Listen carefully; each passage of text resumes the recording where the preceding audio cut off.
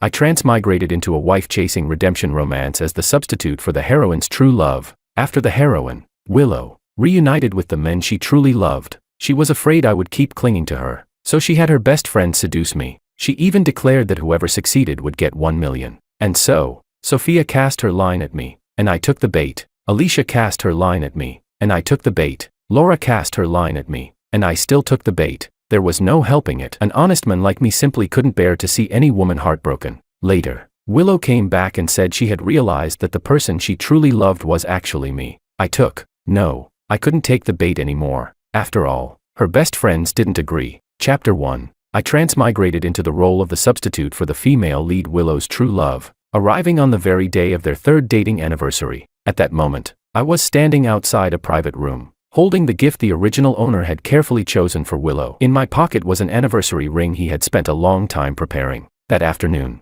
Willow had said she wanted to have a small gathering with 3 friends and told the original owner to come find her later. But the original owner had been overjoyed and wanted to surprise Willow. So he got off work early and arrived more than 10 minutes ahead of schedule. Inside the room, Willow and her 3 friends were chatting. Let me tell you something. I'm planning to break up with George. The room instantly fell silent. A few seconds later, Sophia spoke in disbelief. Break up? Aren't you two doing great? It's your anniversary today, too. Willow let out a soft laugh. 3 years, who cares? I was only having fun with George. I never took it seriously. Then she changed the subject, her voice carrying a hint of sweetness. Makoto is back from abroad. I knew who Makoto was. He was Willow's true love. Even after he had been overseas for years, Willow had never stopped thinking about him. Alicia asked curiously. So you want to break up with George because of Makoto? Willow didn't deny it. Yep, Alicia continued. But George treats you so well. For 3 years, he's given you his whole heart, always gone along with what you wanted, always accommodated you. He practically treasures and spoils you. Can you really bear to leave him? Willow scoffed and replied casually.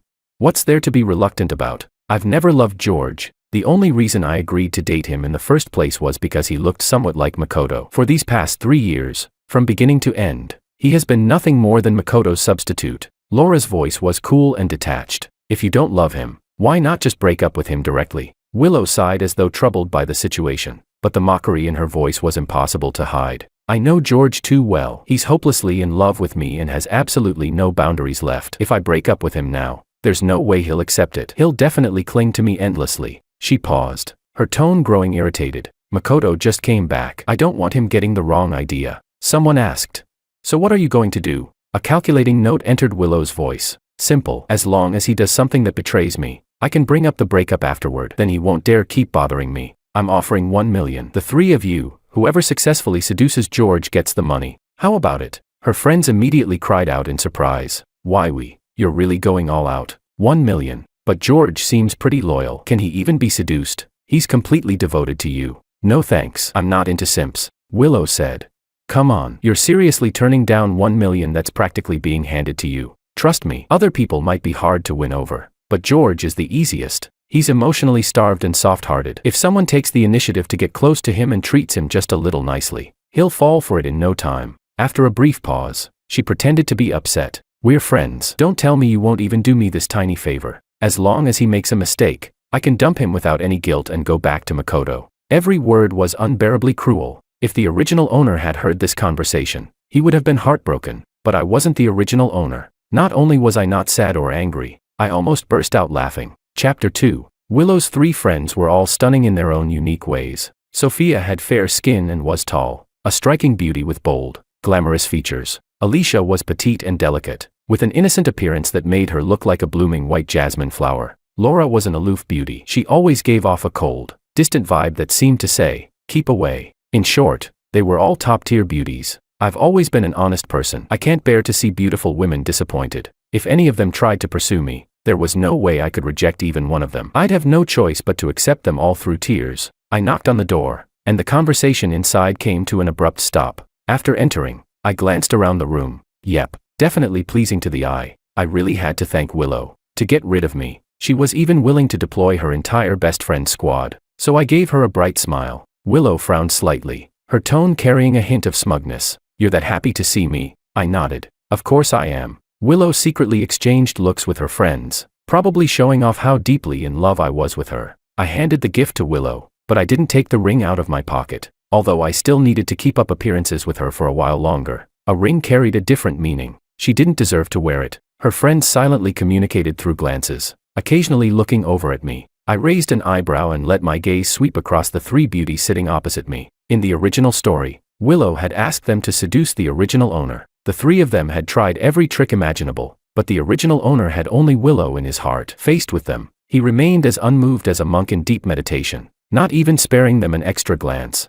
Naturally, they all failed. The original owner knew they had been acting under Willow's instructions, and it broke his heart. Meanwhile, Willow and Makoto had been passionately involved with each other. They attended banquets together, traveled together, went to concerts together, and Willow even let Makoto move into her house. The original owner finally couldn't endure it anymore and had a huge argument with Willow. When Willow wanted to break up, he refused to accept it. He bought gifts, apologized repeatedly, and tried everything to make amends, but Willow seemed determined to leave him. After the breakup, the original owner lost all interest in work and drowned his sorrows in alcohol. Then Willow and Makoto were involved in a car accident during a trip and both ended up unconscious in the hospital. Makoto didn't want to take responsibility and immediately fled overseas. Like the ultimate simp, the original owner rushed over to take care of Willow. He looked after her with meticulous devotion and stayed by her side throughout her treatment. After Willow recovered, she threw her arms around him and cried. She claimed she had regretted the breakup ever since it happened and had finally realized that the person she truly loved was him. But by then,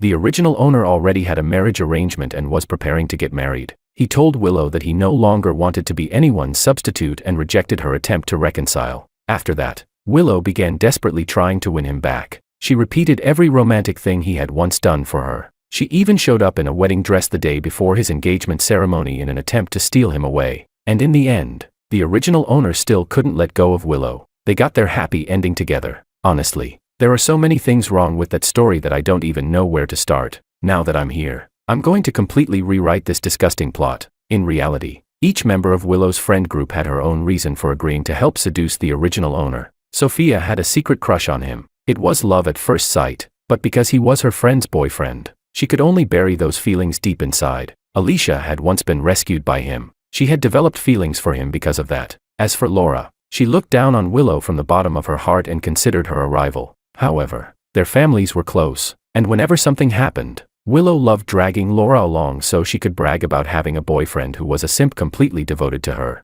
Laura wanted to steal the original owner away, not because she liked him, but simply because she wanted to make Willow miserable. In short, all three women had their own motives, and I was very much looking forward to seeing what the three of them would do next. Chapter 3. While I was wondering which of them would make the first move, Alicia unexpectedly joined my company and became my personal assistant. Pretending to be surprised, I said, "Ali, why is it you?" Alicia smiled. "I'm about to graduate, and I want to gain some work experience." Alicia's family wasn't short on money, and they even owned their own company. Of course, I knew what she was really thinking, so I had no intention of exposing her. I simply nodded and said, "You're Willow's friend. I'll take good care of you." The corners of Alicia's lips lifted slightly. She carefully placed an exquisite box on my desk and said shyly, "Boss, I baked some butter cookies at home this morning. They're not too sweet. Would you like to try them?" Her voice was soft, and her eyes were full of anticipation. As she spoke, she opened the box. The cookies were golden brown and carried a faint buttery aroma. I picked up a cookie and took a bite. Looking up at her, I smiled and praised her. "They're delicious. You're really talented." Alicia's cheeks immediately flushed red, and joy appeared in her eyes. Watching her excited expression, I deliberately slowed my tone and sighed with admiration. "Whoever marries a gentle, capable, and talented woman like you in the future will be incredibly lucky." As soon as the words left my mouth, Alicia's face turned even redder. Suppressing my smile, I casually glanced at my watch. "Ali, I have an important meeting in 10 minutes. Could you help me with my tie?" "Of course," Alicia responded immediately, her voice carrying a trace of excitement. She quickly walked over and reached for the dark blue tie around my neck. Her movements were gentle, and her breathing was soft. The distance between us was very close. I could clearly see her fair, delicate skin and her long, curled eyelashes. While she was concentrating on tying my tie, I lowered my head slightly and, pretending it was accidental, lightly brushed my chin against the top of her soft hair. Alicia instantly froze. Even her hands stopped moving. Her face turned red, and a faint blush spread all the way down her neck. I immediately straightened up and apologized. "Sorry, I didn't mean to bump into you." I almost wanted to laugh. How exactly was such an innocent little flower planning to seduce me? After Alicia finished tying my tie and stepped back, I asked. Do I look good today? Before she could answer, I continued. If you like this outfit, I'll wear it just for you more often. Alicia stared at me. The corners of her lips couldn't help but rise. A few seconds later, she nodded vigorously and quickly, the movement decisive and adorable. Then I'll get back to work. When Alicia turned around and left, she was so flustered that she was practically moving her arms and legs in sync. Watching her retreating figure, I almost burst out laughing. Willow might not be much of a person, but she had done at least one good thing. She had practically delivered this adorable woman right to my doorstep. That same evening, I sent Alicia a message. You did a great job today. Keep it up. I added several cute stickers afterward. I wanted her thinking about me all night. From that day on, my relationship with Alicia progressed rapidly. I took good care of her at work. She gradually stopped being so nervous around me and even started joking with me from time to time. But she still didn't dare take the next step. That continued until the day I brought her with me to attend an evening banquet. Chapter 4. At the banquet where prominent figures from the business world had gathered, I saw Willow and her Makoto. The two had arrived arm in arm. One wore red, the other black, and their outfits complemented each other perfectly. They leaned close together, whispering with smiles on their faces. Anyone who didn't know better would have thought they were the real couple. Alicia stood beside me in a beige evening gown. When she noticed me looking at Willow, she naturally slipped her arm through mine. At that exact moment, Willow looked in our direction. The smile on her face instantly froze, and a layer of frost seemed to settle over her features. I took in every change in her expression and sneered inwardly, though I showed no reaction. A few seconds later, Willow led Makoto straight toward us. With her chin slightly raised, she looked as though she had come to assert her claim and show off her victory. I never expected that you and my best friend would become so close. Her gaze locked onto Alicia's hand wrapped around my arm, her tone dripping with sarcasm. Alicia sensed Willow's hostility and looked displeased as well. Meeting Willow's gaze head-on, she replied sharply. Why you're joking. I'm just a personal assistant. Accompanying my boss to a banquet is perfectly normal. As she spoke, her eyes shifted to the hands Willow and Makoto had intertwined. On the other hand, you and Mr. Ito seem awfully close. Someone who didn't know the situation might think you're a couple. Instantly, Willow's expression darkened. Almost by instinct, she let go of Makoto's hand. At that moment, the eyes of the surrounding guests subtly focused on the four of us, making the atmosphere awkward and delicate. Willow narrowed her eyes and turned her attention to me. I knew exactly what she wanted. She wanted me to take her side and criticize Alicia for her. As if she'd ever get that lucky. So I smiled and said, I don't mind the two of you holding hands. I trust that you and Makoto have a purely platonic friendship. The moment those words left my mouth, Willow's expression became even uglier, anger flashing in her eyes. The next second, she abruptly turned around, grabbed Makoto's hand, and strode away without looking back. Only then did Alicia slowly release my arm and turn toward me. In a soft voice, she asked, George, are you really not hurt at all? I knew what was happening. She was starting to feel sorry for me. And once someone starts feeling sorry for you, they're much easier to win over. Putting on the appearance of a devoted lover, I said, I love her, so I'm willing to trust her unconditionally. Even if her heart belongs to someone else, I'd still be willing to wait for her to come back. After hearing my answer, Alicia's brows knitted tightly together. Her voice carried a trace of urgency. But what if she's been lying to you from the very beginning? What if she never had any real feelings for you at all? My expression immediately turned cold. Like someone blinded by love,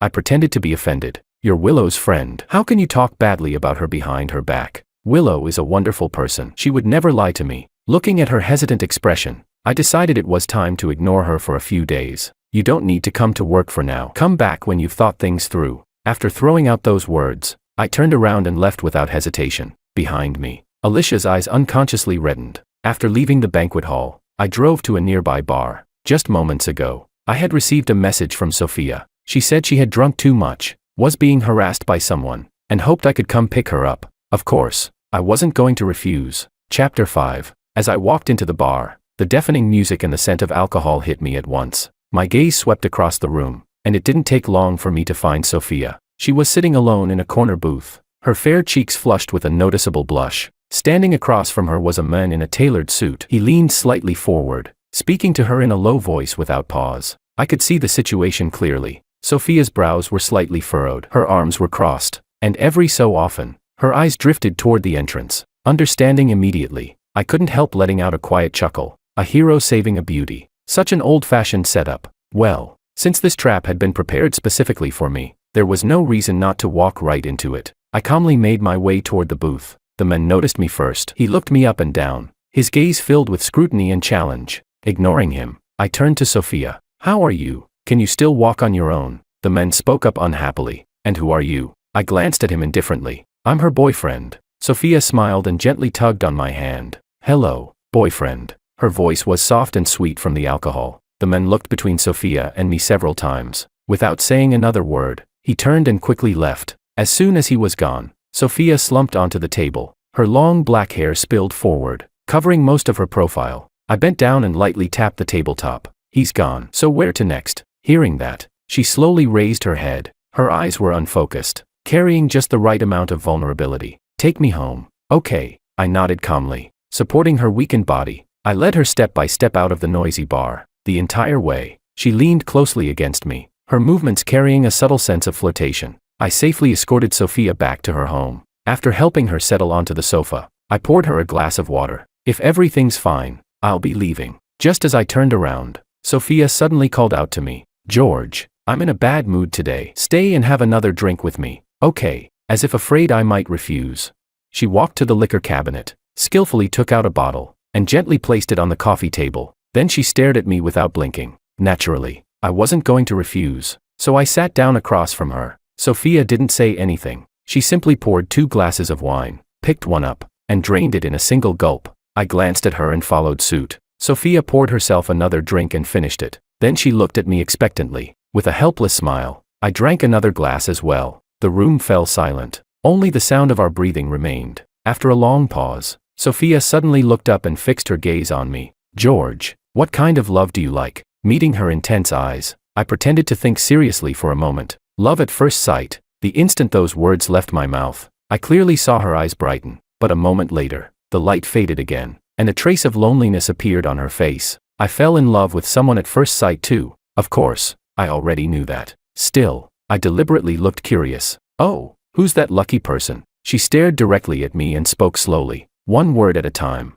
You. Before I could respond, she suddenly leaned closer. The warm scent of wine surrounded me. Then, without warning, her soft lips brushed lightly against the corner of my mouth. The contact lasted only a brief moment before she pulled away. Her cheeks were bright red. I won't tell why She paused briefly. You understand what I mean, right? Looking at the young woman before me, whose eyes were filled with hope and anticipation, I wasn't surprised at all. I had taken the bait. As the night deepened, an unmistakably romantic atmosphere settled over the room. Chapter 6. The next morning, the moment I arrived at the office, I saw Alicia. The dark circles under her eyes were obvious. She looked as though she hadn't slept all night. I nodded at her but said nothing. She silently followed behind me and closed the office door. Inside the office, there were only the two of us. Summoning all her courage, Alicia said, George, I know you might think I'm a bad woman, but you once saved me. I don't want to see you get deceived. Then she told me everything about Willow's plan. She even confessed that the reason she had become my assistant was because she had originally intended to pursue me. Finally, she said quietly, George, if you want to scold me, then go ahead. If you want to fire me, I won't complain. But I never wanted to deceive you. The truth is, I like you. Her eyes turned red, as though she were about to cry. Excellent. The little performance I had put on yesterday had clearly worked. She now saw me as a pitiful man who had been completely fooled by Willow. By telling me the truth, she had fully placed herself on my side. I put on a shocked and wounded expression, rubbing my face as I spoke in a hoarse voice. So, that's how it is. I never imagined she would treat me this way. Seeing how devastated I appeared, tears immediately streamed down Alicia's cheeks. At this moment, her heart was filled with guilt and sympathy for me. The next second, Alicia hurried over and, gathering all her courage, wrapped her arms around me. George, don't be sad. If she doesn't appreciate you, that's her loss. You still have me. I won't lie to you, and I'll always treat you well. Putting on a vulnerable expression, I asked. Really? Alicia answered without the slightest hesitation. Standing on tiptoe, she lightly kissed my chin. Good, then I believe you. I gently touched her flushed cheek. Just then, there was a knock on the door. After I told the secretary to come in, she informed me that Willow was downstairs and wanted to see me. Tell her to come up. When Willow entered the office, she looked extremely unhappy. Of course I knew why. Whenever she came looking for the original owner, he would always personally go downstairs to greet her. But I wasn't that simp. The only reason I was still willing to deal with her was because there was still one woman who hadn't tried to pursue me yet. Pretending not to notice the anger on Willow's face, I got straight to the point. What do you need? Willow clearly hadn't expected me to be so cold toward her. Her expression immediately darkened further. She looked around the office. Why don't I see Alicia? I raised an eyebrow. It's working hours. She's busy with her job. Willow walked directly to my desk, her tone carrying an unquestionable authority. I need to talk to you about something. Fire Alicia. I was briefly stunned. Wasn't she the one who had made that bet and encouraged her friends to pursue me? Why was she suddenly trying to back out now? Frowning, I asked. Why? Willow replied casually.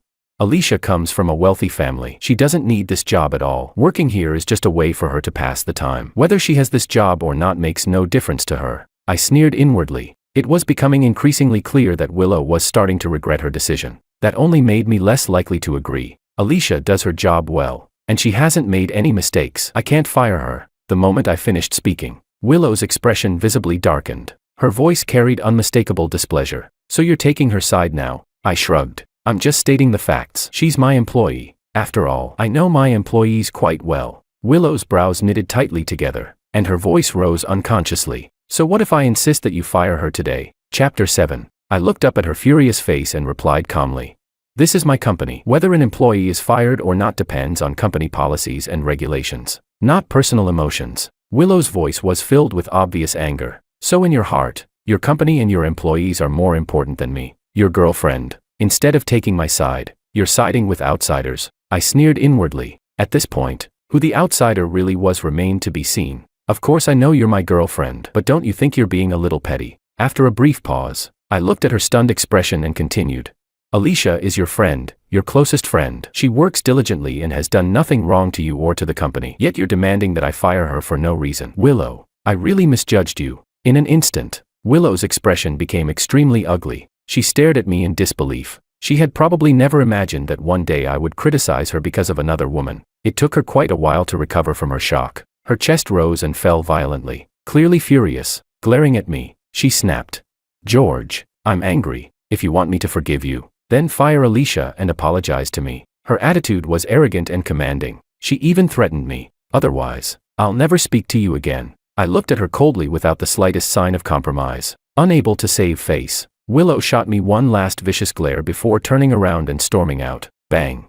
She slammed the office door shut behind her. A short while later, Alicia came into the office. I told her about Willow's demand that I fire her. Alicia curled her lips. She's jealous because you took me to that banquet yesterday. She glanced at her phone. Willow had sent a message in their group chat. As she spoke, Alicia showed me the screen. Willow had written, George isn't that easy to win over. Maybe we should just forget about this. The corners of Alicia's lips lifted as she quickly typed a response. What do you mean? Don't tell me you're scared now. Sophia replied. Why we? You're not trying to avoid paying more than 1 million, are you? Laura added. What? Regretting it already? Don't want to break up with George anymore? Still refusing to admit anything. Willow responded. Of course not. I just think George loves me so much that you're wasting your time. Alicia laughed loudly and immediately replied. Just wait and see. That more than 1 million is definitely going to be mine. Sophia wrote. Why we? Just focus on your romance with Makoto. Leave George to us. We'll definitely take care of him for you. Laura followed up. Looks like I need to make my move immediately. I'm done chatting. Willow finished with. Fine. Let's see which one of you can actually seduce George. Alicia laughed so hard she could barely contain herself. Turning toward me, she said. George, I know Willow too well. She's definitely regretting everything right now. The moment she finished speaking, Willow's phone call came through. Looking at the name flashing on my screen, I had absolutely no intention of answering. The phone rang for a long time before finally stopping. Then, I received a message from Willow. George, no matter which of my friends contacts you, don't pay attention to them. If I find out you betrayed me, we're breaking up. Ha. She had gone out of her way to send me a warning. I tossed my phone aside. Alicia and I exchanged a look. Neither of us could stop ourselves from laughing. Chapter 8. I received a call from Laura. She asked to meet me after work. Oh. Was she finally going to start pursuing me too? I was quite looking forward to this meeting. We arranged to meet at a 5-star restaurant. Laura was dressed in a white suit, her hair elegantly pinned up. She looked both capable and graceful. She looked me over, and a faint smile appeared on her usually cold face. I came here today to discuss a business deal. A business deal? I raised an eyebrow in curiosity. Had I guessed wrong? Was this woman not planning to pursue me after all? But she had confidently declared in the group chat that she was going to make her move immediately. Laura nodded. She laid everything out for me, the fact that Willow wanted to break up with me, the plan to offer more than 1 million to whoever could lure me away, and all the details behind it. afraid I might not believe her. She even showed me their chat logs and voice messages. After reading everything, my expression remained unchanged. After all, I had already known the truth, and I had already reeled in 2 fish myself. Seeing how calm I was, Laura looked slightly surprised, but a moment later, understanding dawned on her face, and she smiled. When Laura smiled, her usual coldness disappeared, replaced by a warmth that made people feel at ease. So you already knew. Willow really is an idiot. Her eyes curved into crescents as she laughed, clearly in an excellent mood. It was almost as though Willow's misfortune brought her genuine happiness. Since Laura had been completely straightforward with me, there was no reason for me to hide anything. I did know. Laura looked directly at me. Alicia and Sophia have already made their moves. I can't let them get ahead of me. How about we split the 1 million 50-50? Crossing my arms,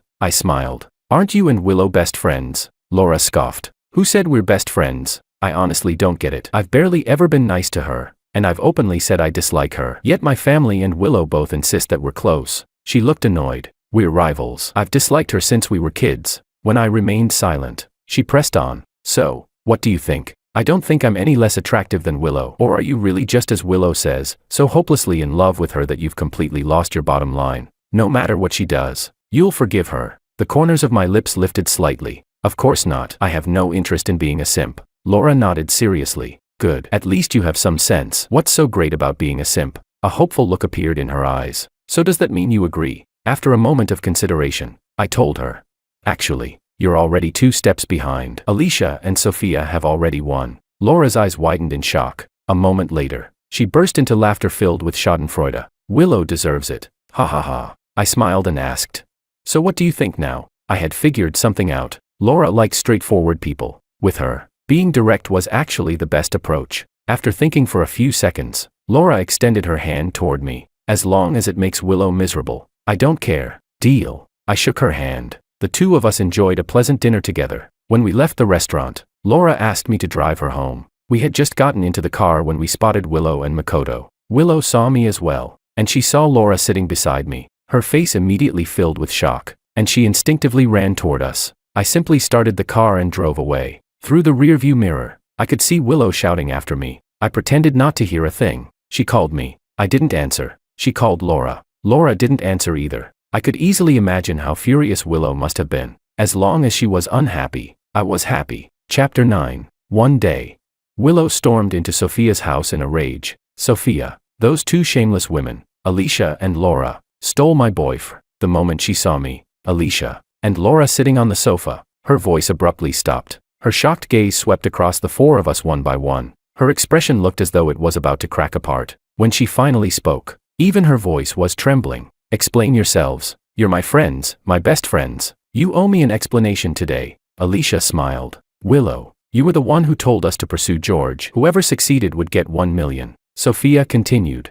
As you can see, all 3 of us succeeded. Laura glanced at Willow and asked emotionlessly. So when are you paying us? Willow's face darkened as though water could drip from it. Through gritted teeth, she said. You stole my boyfriend and still expect me to pay you. Keep dreaming. Her chest rose and fell violently, and her voice nearly cracked from anger. You're homewreckers. Do you hear me? Shameless homewreckers. Laura scoffed. Willow, you're pathetic. If you can't handle losing, then don't act so arrogant in the first place. Alicia immediately backed her up. Exactly. You were the one who said you wanted to break up with George and pursue your true love. Now you're acting like you've been betrayed. Who are you trying to fool? Sophia calmly took a sip of coffee. Either way, you lost. Willow's eyes widened with fury, but one mouth couldn't win against 3. In the end, she turned her attention to me. George, you're my boyfriend. What do you have to say? I replied. Willow, we're breaking up. Willow's face instantly turned deathly pale. Filled with rage, she shouted. George, what right do you have to break up with me? I don't agree. I raised an eyebrow and laughed mockingly. A breakup isn't a marriage. I don't need your permission. After a brief pause, I added.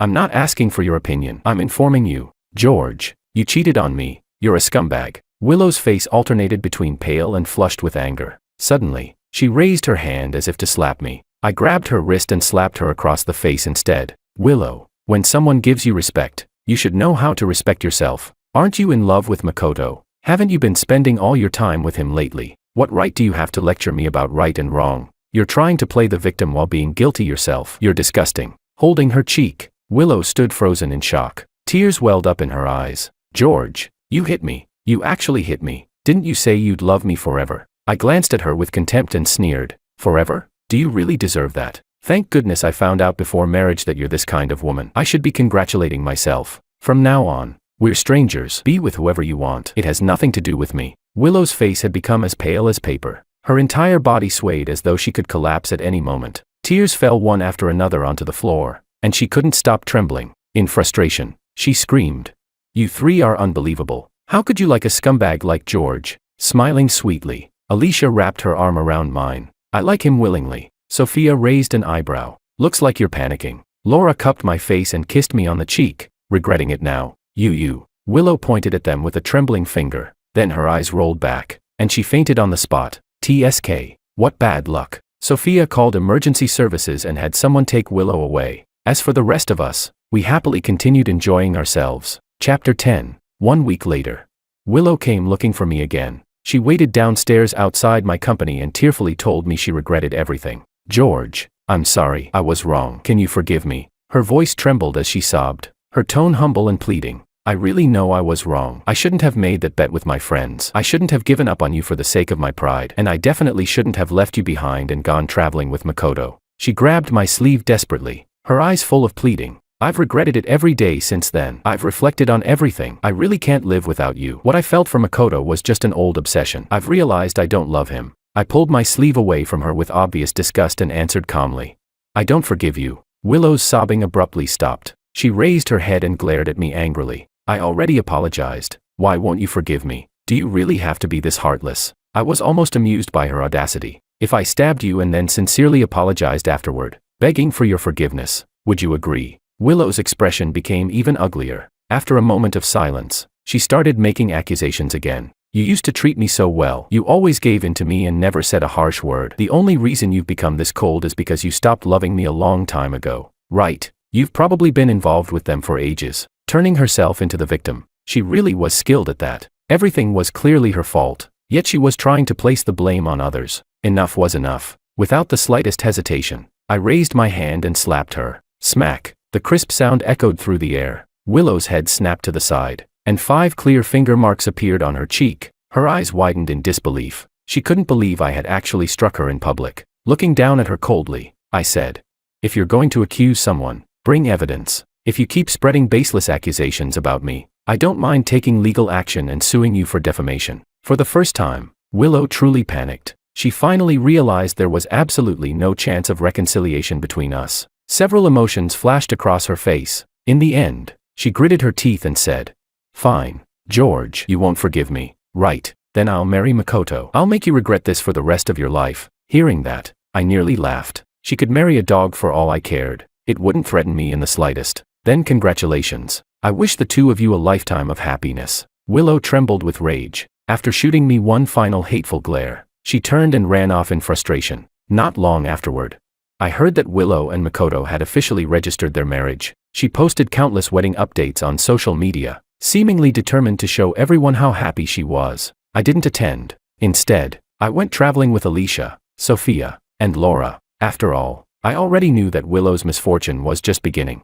People eventually face the consequences of their own actions. After we returned from our trip, less than half a month passed before news arrived. Willow had been involved in a serious car accident. She suffered severe injuries. Her spine was damaged, and she completely lost sensation in both legs. The doctors concluded that she would most likely spend the rest of her life in a wheelchair. Meanwhile, Makoto was extremely fortunate. He suffered only minor injuries. The moment he learned that Willow would likely be permanently disabled, he immediately emptied their savings, abandoned her, and fled overseas overnight. Later, Willow asked someone to contact me. She wanted to see me one last time. I went. Willow lay in a hospital bed, her face pale as paper. The confidence and beauty she once possessed had long since vanished. When she saw me, and the 3 women who had once been her closest friends standing behind me, her eyes filled with intense hatred and regret. She stared at me and spoke in a hoarse voice. George, are you satisfied now that I've ended up like this? I was genuinely speechless. Your situation wasn't caused by me. Why are you blaming me? She pressed her lips together. A trace of hope appeared in her eyes. You came to see me. Does that mean you still can't let me go? Does that mean you still love me? I was even more speechless. I came here for one reason only. To see how miserable you've become.